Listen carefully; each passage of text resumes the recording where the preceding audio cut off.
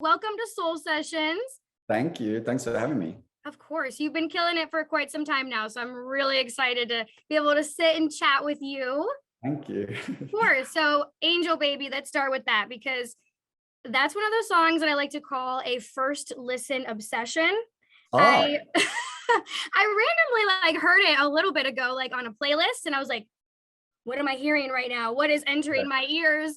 And oh. so I was so excited, like when I got the call, I'm like, oh my God, of course. So tell me about it. I guess my first question is, how do you even begin to write a song like Angel Baby after going through so many heartbreaks? So, firstly, thank you so much.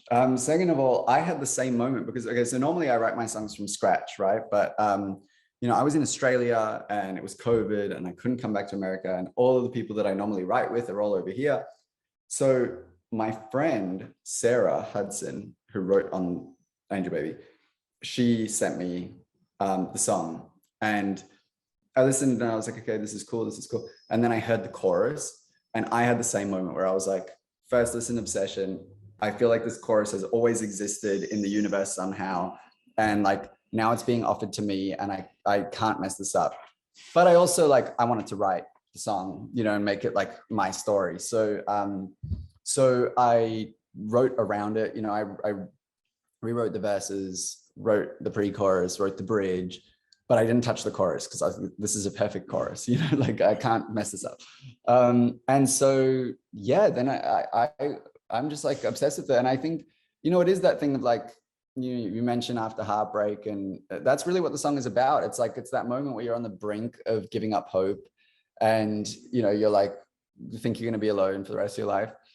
And then it's the fantasy that everyone's like waiting for, where some knight in shining armor shows up like on a rainy night, and it's like all very dramatic and camp and like and they come and they kind of like sweep you off your feet, and it hasn't happened yet, but it was fun to think about it and imagine.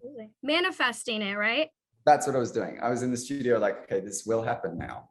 Absolutely. Love it. Do you have a favorite lyric? Oh, what is my favorite? I think someone who feels like a holiday. I love that. I love that one. I love that line too.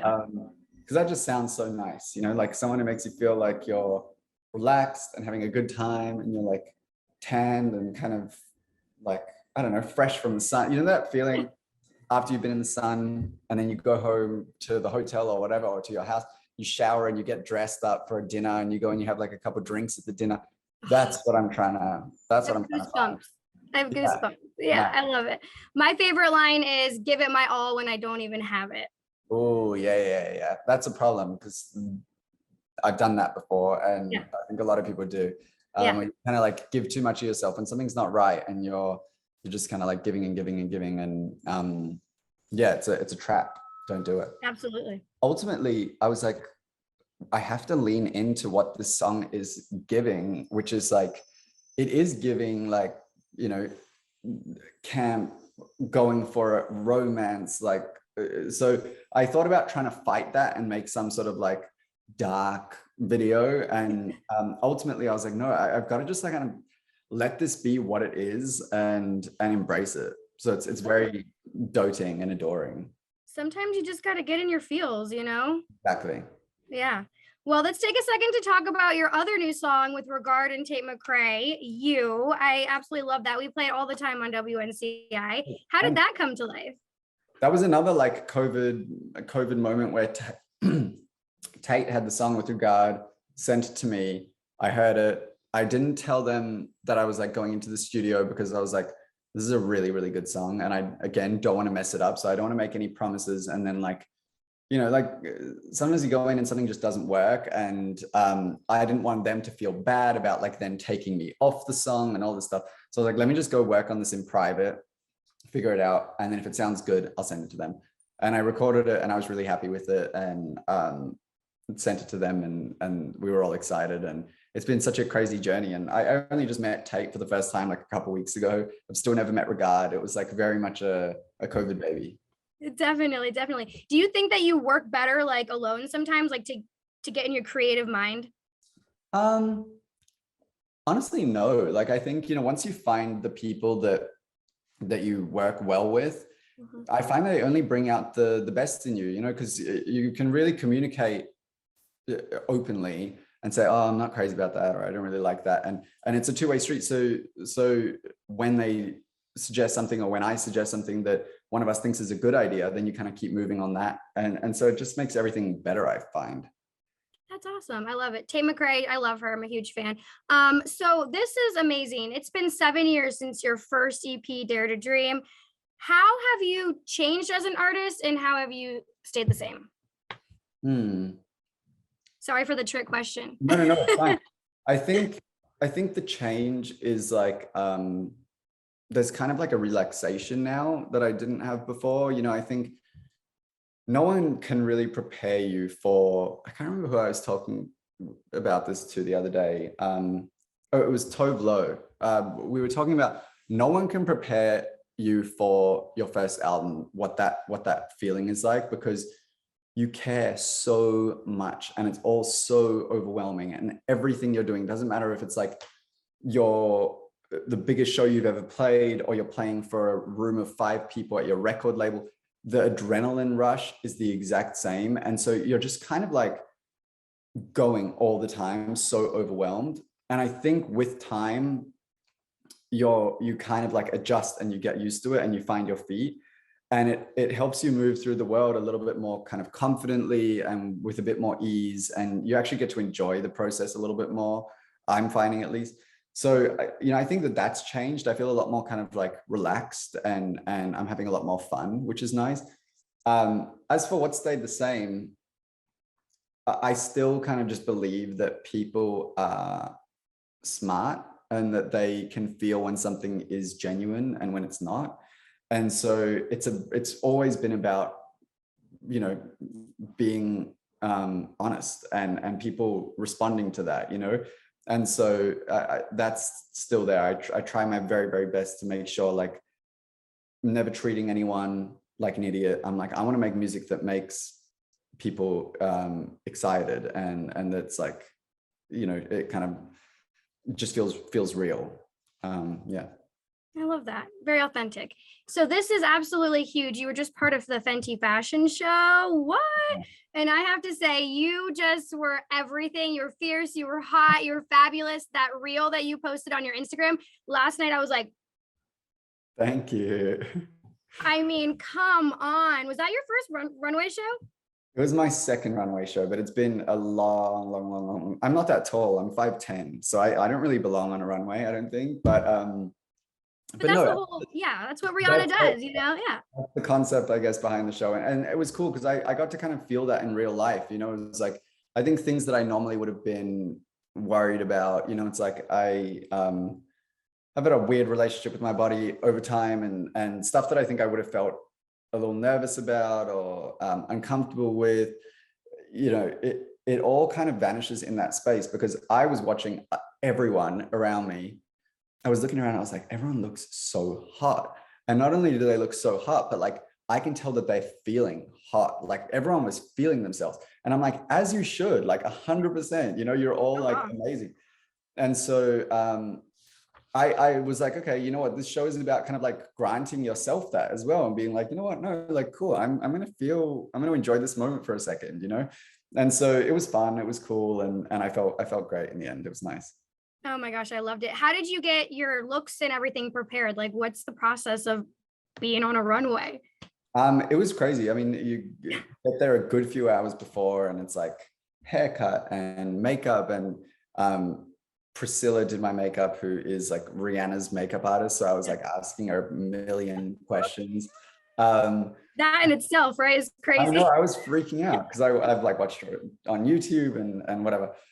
So that was really fun. And then, you put on the clothes. Oh, also another thing that was kind of unexpected was, because I was almost naked, honestly, I had a lot of body makeup on. The Fenty body makeup is amazing. Like, it's so sick. If you're ever going to the beach and you want like to feel glowy and like otherworldly, get the Fenty body makeup. Okay.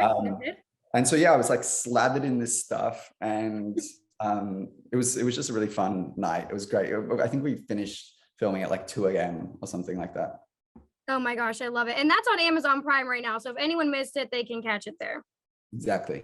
Love it, love it. Okay, the Met Gala. I mean, you are everywhere. That must have been like people dream of that moment their whole life. Yeah. What was it like being at the Met Gala? I think it's like the funnest night of my life, maybe. That's what everyone's been saying. Yeah, I mean, it's just like, it's really nice. It's sort of like the great equalizer because you're not allowed to bring any plus ones. So Oh, everyone is there by themselves. I didn't know that. Yeah, like you're not allowed to, I mean, the tickets are like insanely expensive. So normally a brand brings you and then, so they just bring you. They're not going to bring like your manager and your, because normally you go to like, you know, if you go to, like, for example, I went to the Golden Globes once, right? And it's a lot of fluff of, you know, managers and security and publicists and it makes everyone feel really kind of like unapproachable. You know, you see like, oh my God, there's whoever surrounded by 50 people. Like I could never go up and say hello. And then you get to the Met and everyone's just like looking around trying to find someone that they like can hang out with. And so it's actually really nice. You know, it feels like this like safe space where everyone can just kind of like let that guard down and hang out and be friends. And like Justin Bieber performed and he sang Baby and everyone like was on their feet dancing. And it was just like, it was so much fun. And you looked amazing. I loved your dress. Cartier dressed you, right? Yeah, Cartier dressed me, but I was wearing Altu is the brand of the dress. Oh, it was just flawless. I have it literally right. Oh my gosh, show us. I need to see it. So I got it in white and black. This is the white that I wore to the after party. Oh my gosh. But yeah, it's got these like kind of, where are they? Oh, there. It's got like a slit here that you can. I love that. It was just, it looked so good on you. You killed it. The black. Oh, the black. You got them both. You're like, I am keeping these. Yeah. I love it. Okay, what soccer team is that shirt that you're wearing? You're asking the wrong gal. Oh, okay. You don't know. No clue. What? No, it's not a soccer shirt. It's this band from LA called Calabasas, I think. Oh, okay. See, I'm not good at sports. Wait, sorry, Casablanca. It was Not Calabasas. Casablanca. Yeah. We're a mess. I don't know. I just thought it looked cool. It looks very cool. I really like it. Okay, I have a couple fan questions if you don't mind real quick. Of course. What's the best place that inspires you to write lyrics? Maybe the bathtub. The bathtub. Okay, some candles. Yeah, I'm on my Essential oils. Yeah. Love it. Okay. What's one struggle that's inspired you to be stronger? I think I'm naturally like a homebody and I get very homesick and I get very anxious when I'm leaving home. And obviously my job like doesn't really cater to that. So I've had to sort of just get over it. Get over it. Yeah, I feel you. Okay, so you've collabed with all different kinds of legends, Martin Garrix, Lauv, Ariana Grande. What is, I wouldn't say your favorite because that's not fair, but what is one experience that's just really stuck with you throughout your career? I think working with Ariana. Yeah, what was that like? She's just like the best person and I love her so much as an artist, but way beyond that as a person. I just think she's really a special person. And so it was so much fun. I love it. Okay, awesome. You grew up in South Africa. You spent time in Australia, all over the world. What's the happiest place in the world for you though? Melbourne, Australia, with my family and my friends. My main mode of transport is my bicycle and I ride everywhere and it's just the greatest city on earth, I think. I love that. Are you writing music right now? I am actually. Yep. I was in the studio yesterday. Yeah. Okay. So that's what we should be expecting. How should your fans be keeping up with you? What's the best place? Probably Instagram. I mean, TikTok if you want the mess and Instagram if you want like the info and the facts and, you know, yeah. Okay, good to know. Troye, thank you so much for taking the time to chat today. I really appreciate it. Obsessed with Angel Baby. We're going to keep blasting it over here in Columbus. Take care, okay?